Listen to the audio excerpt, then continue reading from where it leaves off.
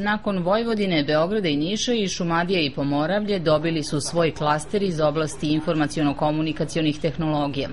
Osnivačka skupština na kojoj je izabran upravni odbor održana je u Biznis inovacionom centru koji će klasteru pružiti podršku.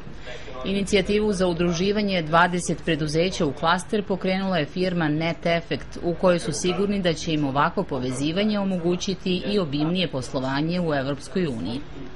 Ono što bih još iskoristio da kažem, a to je da je izuzetno bitno da se mi članice međusobno povežemo, jer često imamo zahtjev od klijenata za učešćenje velikim projektima da mi nemamo resurse, da se traži po 100 i 200 recimo programera, a uglavnom su male firme u pitanju od 10 do 20 radnika. Tako da je značaj IT klastera povezivanje sa inostranim organizacijama i ovde međusobna saradnja. Gosti na osnivačkoj skupštini bili su i predstavnici Vojvođanskog klastera informaciono-komunikacionih tehnologija koji su zadovoljni saradnjom sa kolegama iz drugih regiona. Postali smo jedna od institucija koja je poznata ne samo u zemlji nego i u inostranstvu. Napravili smo dobre linkove sa sličnim organizacijama u inostranstvu. To je svakako doprinelo vidljivosti domaćeg IT-a napolju, ali i institucionalnu podršku domaćoj IT industriji u zemlji.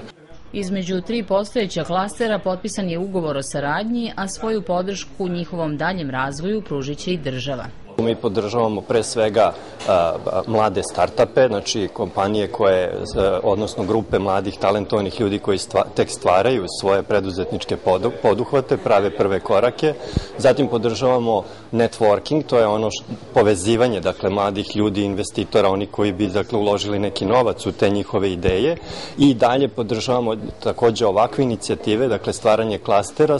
U novoosnovanom klasteru Šumadije i Pomoravlja smatraju da razvoj informaciono-komunikacionih tehnologija predstavlja dobar potencijal i za celokupan privredni razvoj. Osnivači klastera planiraju održavanje seminara i radionica kao i studijskih putovanja, što će se sprovoditi u saradnji sa istraživačkim i obrazovnim institucijama.